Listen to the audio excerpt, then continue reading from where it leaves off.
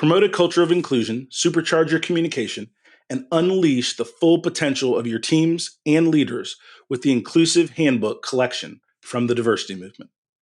As part of the collection, I wrote the Inclusive Leadership Handbook with Kurt Merriweather to empower leaders with tools needed to cultivate a culture that fosters creativity, innovation, and employee engagement. Through strategies, exercises, and self-reflection, leaders at all levels can enhance their effectiveness. Learn more at thediversitymovement.com/store. Use code HOL at checkout for 25% of your first order.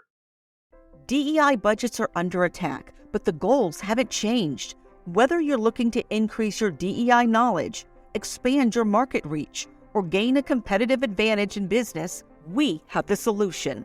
TDM Library is your single source for expert-curated DEI resources, strategies, and solutions, all designed to help you transform your workplace culture and be a more effective contributor. For $9.99 per month, you get access to our searchable subscription-based digital library. There, you'll find articles, practical how-to guidebooks, podcasts, award-winning microvideos, and more than 700 Q&As, designed to help DEI practitioners, thought leaders, and executives create a more inclusive workplace. Whether you prefer to listen, watch, or read, we have the resources for you. TDM Library goes beyond the basics to dive deep into topics such as inclusive language, the business case for DEI, talent acquisition, and C-suite engagement. For less than the price of a sandwich, you get access to our library of more than 1,000 pieces of original, expert-curated DEI content. Join today and get your first 30 days free. Get your library card now at tdmlibrary.thediversitymovement.com.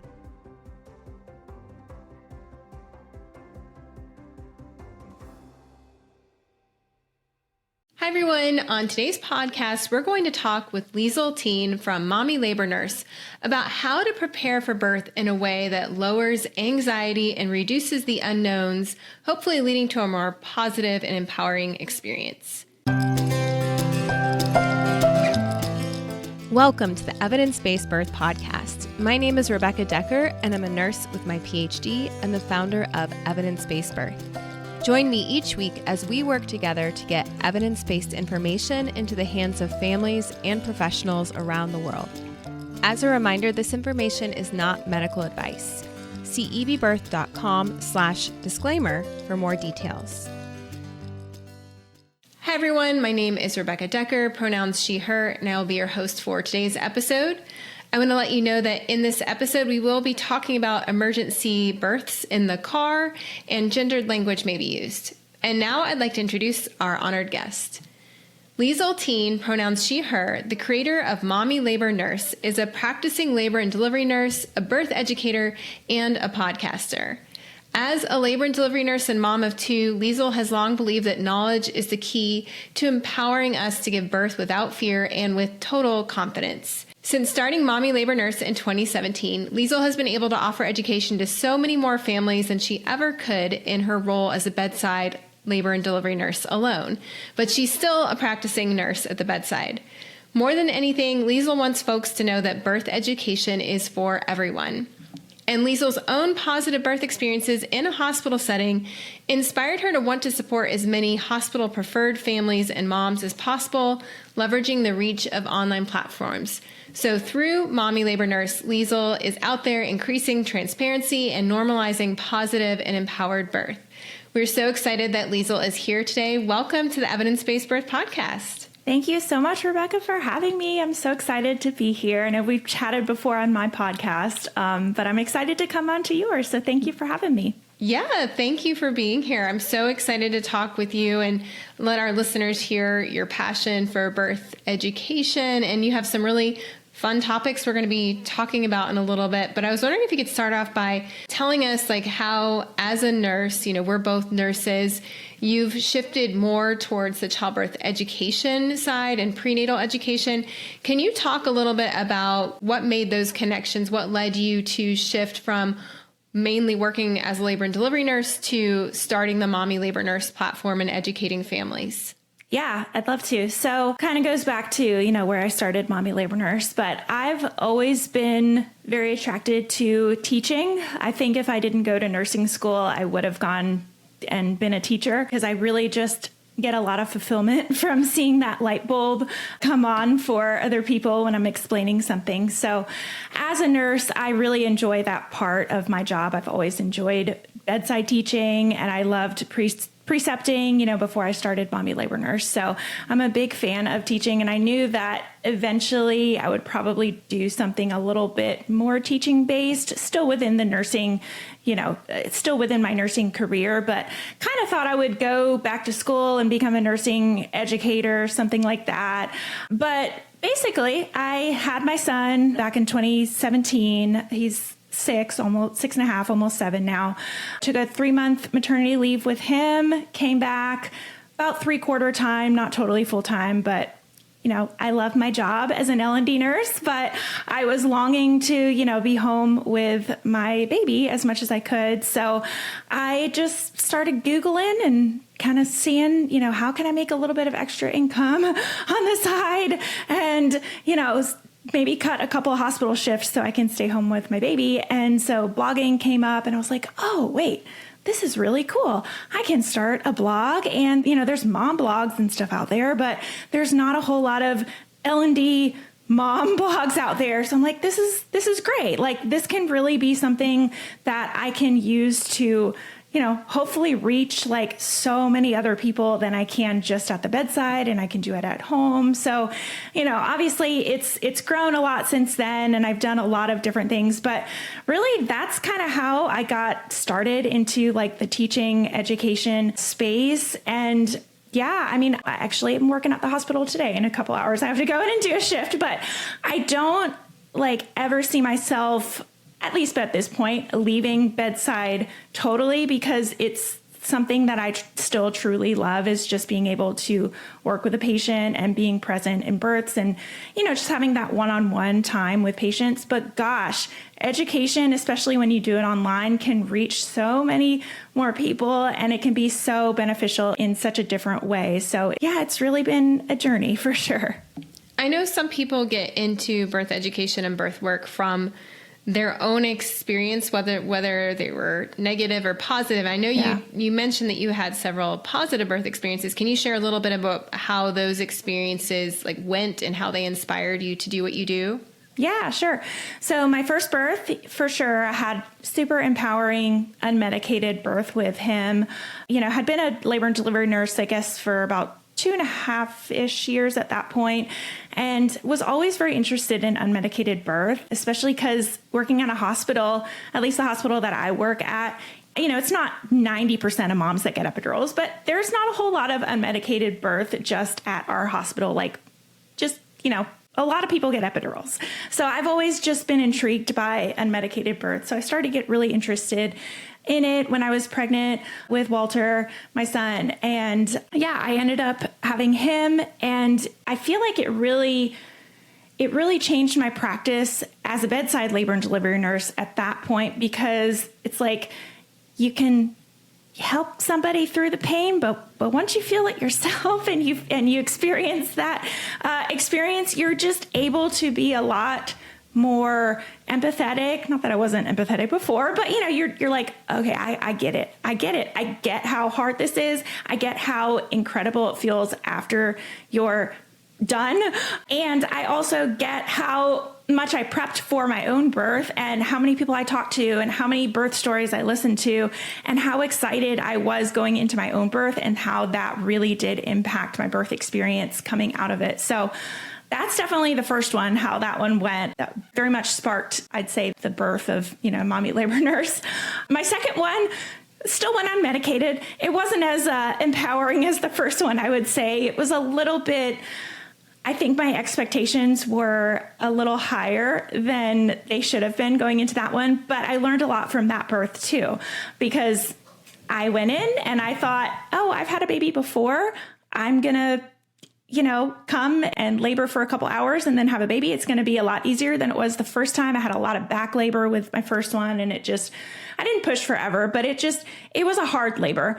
But my second one, still had a lot of back labor. It wasn't as long as the first one, but at the end, his heart rate was dropping. So I was a little bit fearful at the end. And so I felt very shell shocked after he was born.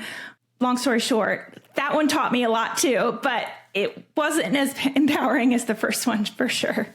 So did you feel like with the second one, your expectations were, I've done this before, so it'll be easier this time, instead of this is going to be hard, I need to prepare for it just as much as the first one? I think I bet on myself too much. Yeah, I think, I had mommy labor nurse at this point already, and I had put out my birth classes, and I was telling myself all the same things that I tell my patients, but I think maybe I thought I knew it too well in my head. I'm like, I did this before, I can do it again. I don't have to, but it's like, no, I probably should have done a little bit more prep, even though I have my own darn birth classes. You still gotta really get into it. Exactly. Practice what you preach. Yeah, I think it's true, especially for unmedicated births. A lot of the strategies that you're using are positioning, but also mental, mental, 100%. Mental 100%, and the being able to physically relax your body through an intense process. And if you're not actively working on it, it can definitely hit you a lot harder when you get into labor. Oh, yeah. And it's funny because I tell my patients this, and I tell, all of my people this, it's so mental. You got to relax, your body. That's so important. All of this stuff. And then when I go into my own birth, it's like, oh, wait a second. Oh, yeah, you're right. I do have to do this. And this would make it a lot easier. I would say one thing I did was my husband, I prepped a lot better this second time. And his experience was a lot more positive than the first go around, because I thought I'll prep myself and I'll be good because I'm the one giving birth, right? Okay, my husband, whatever. The nurses will take care of him. He's fine.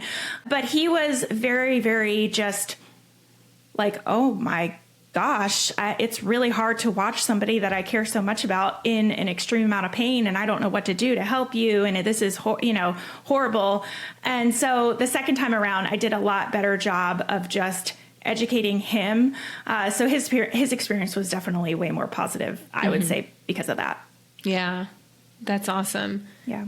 And tell us a little bit, before we get into what you're going to teach us about, tell us a little bit about Mommy Labor Nurse. What's the name of your podcast? What's your audience like? What are you educating people on? Yeah, so I am over at the Mommy Labor Nurse podcast. Very easy to remember. But the Mommy Labor Nurse podcast, that's where I am on Instagram, Facebook, TikTok, all of the social medias and stuff. But yeah, we're really based in patient education. There are a lot of L&D based accounts who they go towards birth workers or they go towards patients. And I think we attract a lot of birth workers, but we're definitely more patient based. So we're very much into empowering moms, getting them prepared for their birth, but also getting them excited for their birth. That's a big one that I think I really focus on in particularly, is taking people from that, oh, I'm really anxious about this event, to I can do this. This is going to be great. I've prepared. I feel ready and I feel excited going into this. Of course, there's going to be some nerves like anything else, but we really strive to make that shift of anxious to excitement. So, yeah. And one of the things I love about the work you do is you take the things that would be scary or the big unknowns of birth, and you break them down and basically teach people how they can cope with that if that happens. So one of the big ones I wanted you to talk with our listeners about is car births, aka having a baby in the car on the way to the hospital. And I know that is a fear of a lot of families, particularly partners. They're worried about, well, I have to deliver the baby. If you're trying to face that fear head on and be like, all right, this is what I would do if this happened. What are some of the most important things you want families to know about car births? Yeah, car birth. Yeah, I just did a reel about this a couple of months back. It was me and my sister in the car, and we were laughing as we were recording it because she's not pregnant. No, but it just. So you were goofy. Acting out a car birth? Oh yeah. We were acting it out. Yeah, it was great. But yeah, it's definitely you're most people aren't laughing if it actually happens to them. It can be quite scary and quite nerve-wracking. So going into it, yeah, I would say that's a big one, is if you've had, and most of the time these are moms who they've had births before and they went quicker than they anticipated. And so maybe they live a little bit further than the hospital and they're like, oh my God, I don't even know what I would do if I give birth in the car. Like, walk me through this. I would say most first-time moms don't give birth in the car, but hey, this is for first-time moms too, because you never know it can happen, right? Birth is very unpredictable. But we'll go over the reel to like basically what I said in the reel. Broke it down very, very like short and quick and to the point. But basically, partner, okay, focus on driving, okay? But if your wife, it looks, or, you know, partner, whoever is starting to push a baby out, pull over. Stop driving. Don't start to drive faster. Okay. Very important. Pull over, put on your hazards. Okay. Call 911 and just have them on speakerphone. Okay. And then find some sort of like blanket, clothing, something to put over the baby once the baby's born, because we want to try and keep baby warm. For mom, stay calm, right? I mean, that's easier said than done. But hey, usually when people give birth in the car, there's not a whole lot you can do to like prolong the process and stop the process. So it's more just accepting, hey, this is happening. How can I make this happen faster so it's over and stay safe in the process? So your baby's probably going to come out very, very quickly. Okay. Go ahead and remove, if you have pants on, right? Like take your pants off and everything. Expect a whole lot of fluid to come out of you. It's going to be a very messy process. Lots of blood, lots of fluid. Once baby comes out, most important thing to do is shake baby, put baby skin to skin. Okay. And just take that. If some, your partner found that blanket, put that blanket over baby. Or if you can't find a blanket, just stick the baby like kind of inside your shirt. If you have a shirt on or a dress or something, that'll do as well. But a blanket, even better. But yeah, skin to skin, that's number one. As far as the umbilical cord, this is a big like misconception I think a lot of people have, is like, oh my God, what do I do with the umbilical cord? I have to cut the umbilical cord and I don't know how. And just leave it. Don't worry about it. It'll clot off itself. Guess what? Some people don't even cut their baby's umbilical cord. It's called a lotus birth. And they just don't do anything with it. So it'll clot itself off. Don't worry. You don't have to find a sterile scissors and boil some water and don't worry. Okay. So leave the umbilical cord be.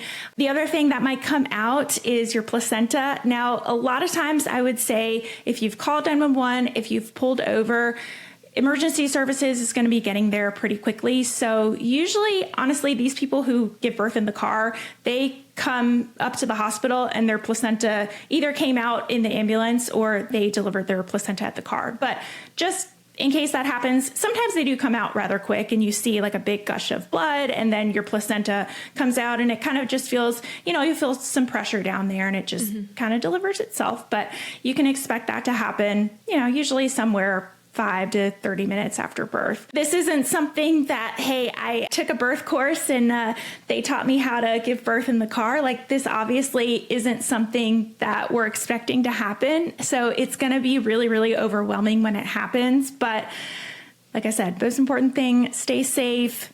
You can do it. Usually these births, like I said, happen very quick. The babies come out and they're fine. Because people, if they're having a car birth, it's usually because the baby's coming so fast that you just can't stop it. It's like a reflex. Yeah, it's like a reflex. Exactly. So yeah, like I said, if it's your first baby, usually first babies don't come out in the car, but you never know.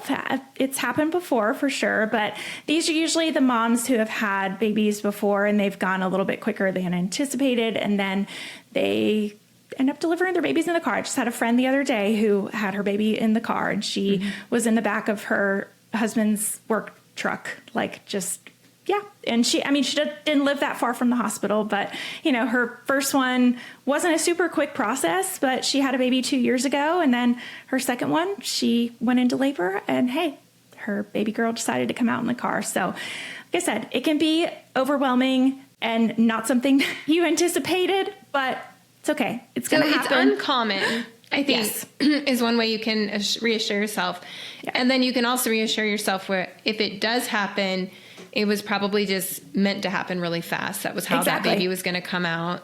Yeah, if you didn't do anything wrong to like get to the hospital quicker. Your baby just decided it wanted the car to be their birthplace.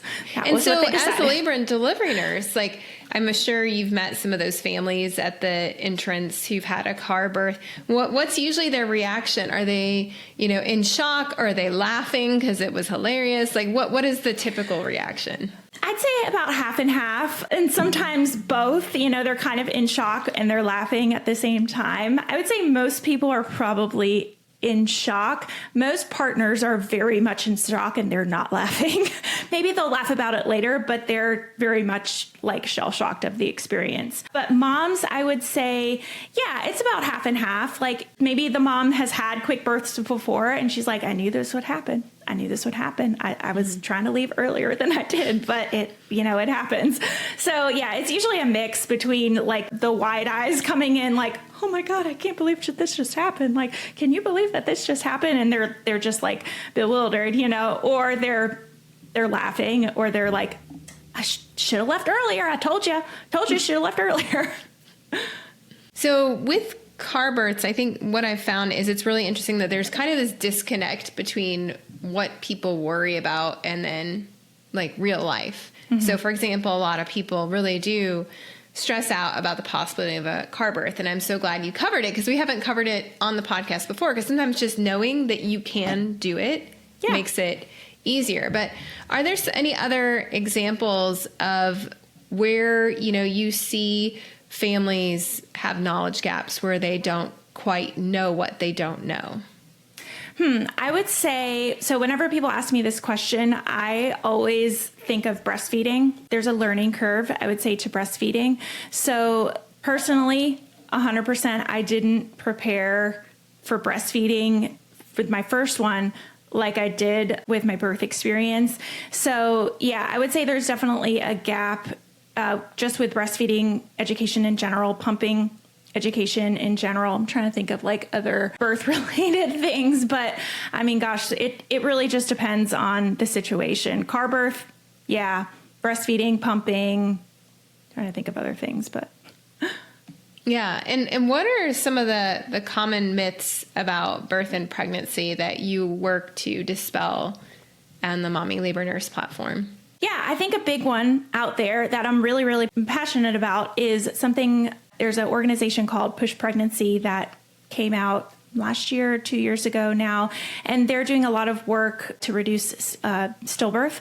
And so there's a big, big myth out there that your baby will move less as it gets bigger because your baby's running out of room. Okay. So I love to educate people about that, hey, if your provider ever told you that your baby's running out of room, it's okay. Like they're not going to be moving as much. That's not true. Your baby should still be having movements, daily movements. You shouldn't, if you do notice changes, it's very, very important to call your provider and get checked up on baby. That's a big one. I mean, I remember seeing like a YouTube video a couple of years ago from like a big influencer, and she said that on her video, like, oh yeah, my doctor said that as I'm getting bigger now, the baby's like running out of room. So like, and it's like, I mean, I typed a comment, but I'm like, can I just put this out? Like, don't say that. Don't say that. That's not true. That is not true. Like we need to be aware of our baby's movements.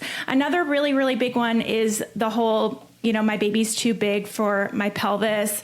And my provider told me that my baby's too big and I have to have a C-section. That one is very common in my DMs. I'll get people asking about, hey, I had a growth scan and my provider said, oh, the baby's looking like it's going to be, 8 or 9 pounds. Like, why don't we just schedule a C-section? And it's just, there's a huge myth that the size of your baby, like, is the most important factor in having a successful vaginal delivery. I think that's all people think about is like, but people give birth to, I've seen an 11-pound baby come out of somebody. It wasn't fun for her, but it came out, and people can have big babies vaginally. So that's definitely another big one I would say too. Another one is something that I already talked about, is that your partner doesn't need birth education because they're not going through the experience. Definitely believe that one for myself, like I said, with my first birth. But yeah, they do. They're in the room and they're not experiencing it themselves, but they can do such a good job of supporting you and feel like they're involved in the process. So your birth partner, whoever it may be, if it's your husband, your partner, if it's your mom, if it's whoever, they can get birth education too. And, if they are educated, that can help them help you have a better birth experience too. Mm-hmm. So partner education, very, very, very, very important. And then I would say lastly, that there's just a big myth out there that birth education just isn't necessary, like for anybody. I think a lot of people here in the US at least think it's more, not a luxury, but it's not standard. I wish we're making strides toward like standardizing it in the US, but it's not just thought of as like, this is something that I do in my prenatal care as I take a birth class and I educate myself about birth. No, it's like something that is extra that I do. So we would really like to dispel that myth and hopefully eventually have some policy changes out there to where insurance companies, they cover birth classes, get Medicaid involved, all of that good stuff. We really, really are passionate about. That takes a good bit of work, obviously, but that's really what we're aiming for, is to let people know that, hey, birth education is important. There are studies out there that show the positive impact. I wish there were more studies out there that show the positive impact of birth education, and it needs to be standardized in prenatal care. Everybody can benefit from birth education. Yeah. So kit counting and the importance of that, which we covered in episode 243, and our guest on that podcast with Stephanie Moody of Count the Kicks she said the same thing about the myth that babies run out of room. And I had not realized that myth is being perpetuated still. Yeah. So, a very important podcast if you want to learn more about that.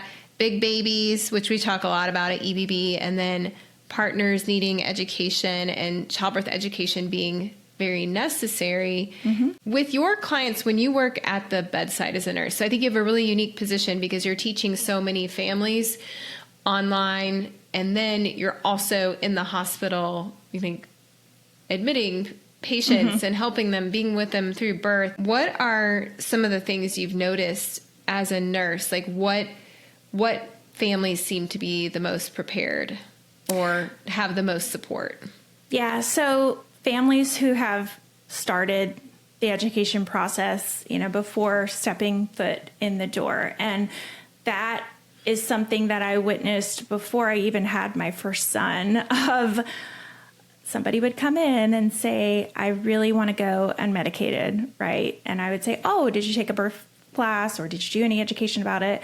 No, but I have a high pain tolerance. And it's like, oh, okay, I will teach you as much as I can right now. We'll get through this. I will help you as much as I can. But gosh, I wish I could get you when you're like 30 weeks pregnant and just really give you all the information that you need to feel empowered and educated about this process. So I would say, 100%. The people who come in and have, obviously I can't say if you have take a birth class, your birth experience is 100% going to be more positive, right? You can't say that, but you have a higher likelihood of having, I would say, a positive birth experience. And it makes such a difference. Let's say something quote unquote traumatic did happen during your birth. Unexpected, we'll say, happened during your birth. If you learned about it in a birth class, or you saw, you heard a podcast of somebody talking about it, it's your experience coming away from that is going to be so much different in terms of how you view that, whether you view it as traumatic or not. So that's what we're about. We want to not sugarcoat stuff and tell people about what to expect when, if you have a shoulder dystocia or if you have a hemorrhage, and we want to get these things in people's heads, not to scare them, but just to prepare them for if it happens, because things happen. Mm-hmm. A couple times a year, I talk with high schoolers about birth, and it's always fascinating to me when they say, why isn't this taught to everybody my age. And we talk about how birth used to be done. Like, if you could like rewind the clock 500 years or so, I would say, who would be with you at your birth? And they look at me with these blank expressions, like, I have no idea. And I say, your relatives in the village would surround you, and you would have grown up seeing birth and supporting people at birth, and you'd be surrounded by the other women and folks in your family who knew how to support birth and people giving birth. And they're like, oh. And I'm like, see, we have this big disconnect, because have any of you seen a birth before? And they almost always say no. Occasionally there's someone who, as a teenager, their mom had another baby and they got to witness that, or maybe a sister, but it's pretty rare. Most of the time, none of them have seen a birth themselves. Their family members have not seen anybody else's other than when they gave birth.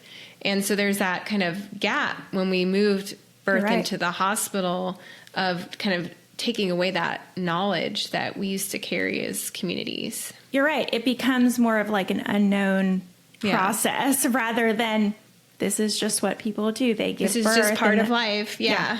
You're right. Yeah. So is there anything else as a nurse that, and a childbirth educator, that you wished people had more awareness of, or should educate themselves about more when they before they walk into the hospital? Yeah. So let's see, we've covered, birth education, right? Yeah. But that kind of is an umbrella term almost, where it's very generalized. And there's different qualities of Yeah. birth preparation classes. Right. We're very focused on tailored birth education too. I think that's where we've done a really good job, and we've seen the benefit of, educating moms who are having primary C-sections, or they're having a scheduled C-section. They can benefit from birth education as well. That's a really good one. Hey, like, just because you have a scheduled C-section doesn't mean that there's nothing to learn about how a C-section goes or what your recovery is like. I think that's a really big misconception, I'll say, for C-section moms, but also just moms who come in and they want to go unmedicated. It's a little bit more understood that, oh, hey, it's important to prepare for this experience. But if you're coming in and having, you want an epidural, you don't have to take a birth class. That is so untrue. No, we need to educate moms who plan on getting epidurals as well. So yeah, I would say C-section moms for sure. Moms who have, epidurals, there's a whole lot to learn. I had one in my head and it's gone now. Oh, postpartum care. That's a really, really big one that just goes under the wayside. I think hospital-based education classes are very generalized, and they do an okay job of doing hands-on stuff, obviously, but they do an okay job of doing newborn education, but they don't do such a great job with postpartum recovery and what is going on with you and your body and your recovery process, because that is, if you ask anybody, I think anybody would say, oh yeah, I was very, very underprepared for just what the heck happened during my postpartum experience. So that's a big one. I think we still have a lot of work to do in just preparing people for postpartum, because that is, birth is an event, right? And it's a concentrated event, but postpartum is this long, like breastfeeding, it's this long, process over a few weeks. And there's a lot of stuff that happens to your body. And just, we talk about postpartum, obviously, in our birth courses, and we're really, really passionate about that as well. But that's something that a lot of just hospital-based birth classes and just I think, society in general just doesn't talk about postpartum bodies and what happens and what that time period is like enough. Mm-hmm. And I'm thinking back to when I was pregnant with my first, and the hospital birthing class I took. I think they did discuss postpartum, but basically all they talked about was the bleeding. Yeah. And it's like, there's so much more. Yeah. Well, it is a big part of it. Like, to be honest, like preparing and understanding that your body's going to go through that. Right. But everything else, the mental health, the physical health, everything you need to know to kind of survive that period is left to the wayside. And I love how you're Instagram page especially has a lot of posts about postpartum in addition to birthing and pregnancy and all of that. So it's like really a well-rounded page. And I had a question. You mentioned epidurals. So I think that is a common misconception too, that if you're just planning on getting an epidural, you don't need to prepare for anything. As an L&D nurse who's also an educator, what are some tips you have for families who are planning on using the epidural as their primary form of pain management? Yeah. So number one, obviously I've already said it, but still can benefit from. Go ahead and take a birth class. Go ahead and take a birth class. Number one, you don't have to, skip over that. You can still definitely learn things, because guess what? Sometimes moms who come in and want epidurals, they have their babies in the car, or they go a little bit too quick and they don't get their epidurals, and they need pain coping techniques, and they need to be prepared for the likelihood that definitely might happen. A big thing that I educate my epidural moms about is that you still need pain coping techniques, not just because you might not get your epidural, but hey, just because you get an epidural doesn't mean you're probably going to have contractions before you have that epidural. So don't you want some pain coping techniques to kind of get through your contractions before you get your epidural? So that's a big one. And we talk a lot about side effects that people aren't aware of, like blood pressure dips. And hey, some, epidurals aren't perfect. They sometimes can be one-sided. And hey, guess what? If your epidural is not to your standard, let your nurse know. Talk about it. Don't just sit there and say, oh, okay, this is what we want to help. If there's something I can do to help you have a better experience with your epidural, absolutely I will.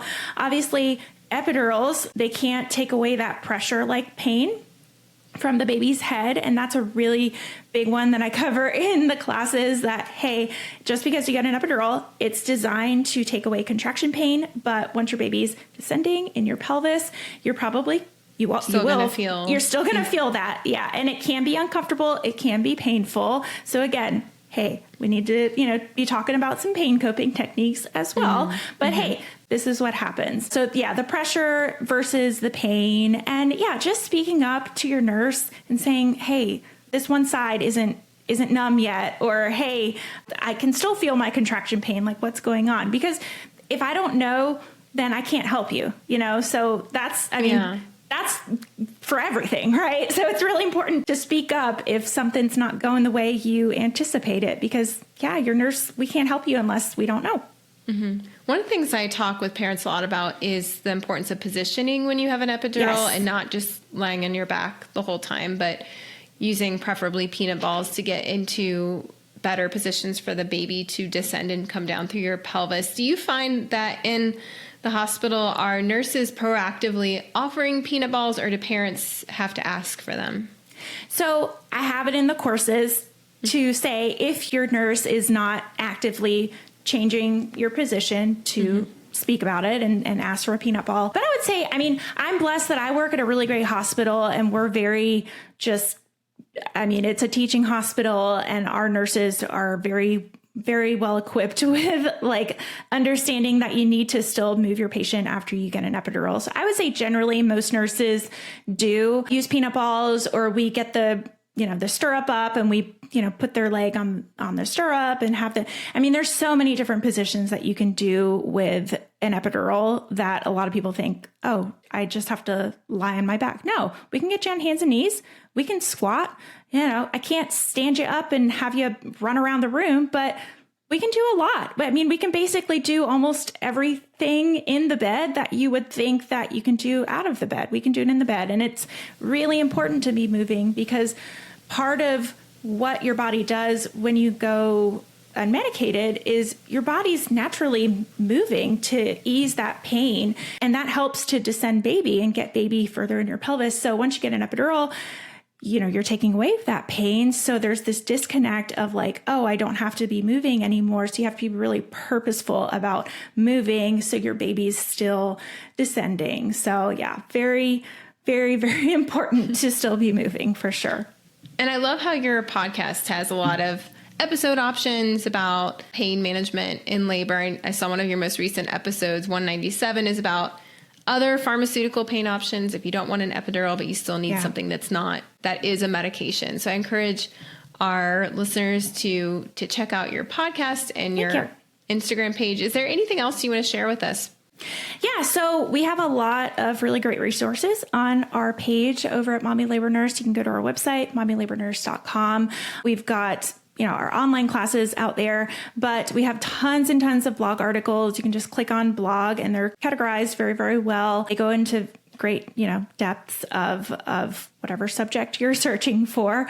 Our Instagram, obviously is a little bit harder to categorize, but our Instagram has a ton of really great free Instagram is free, right? You can just go on there and just scroll videos and learn. We've got lots of checklists. So I've got a hospital bag checklist. I've got our free mini birth class, but it's a little birth class that you can sign up for. It's called 3 Secrets to an Even Better Birth. So we talk about movement. I'm not going to give you away the 3 secrets, right? Because that's why it's called secrets, but it's a little mini birth class that's about an hour long that you can sign up for and get a little bit of birth education, because we know that not everybody has the means to sign up and pay money for a birth course. And like I said, we're trying to change that. I really wish I didn't, have to charge a dime and I could just educate everybody for free. But until we get those policy changes in place, it's tough. You have to charge for services. But yeah, we have a lot of free resources on our website and you can still learn a lot of stuff for free, for sure.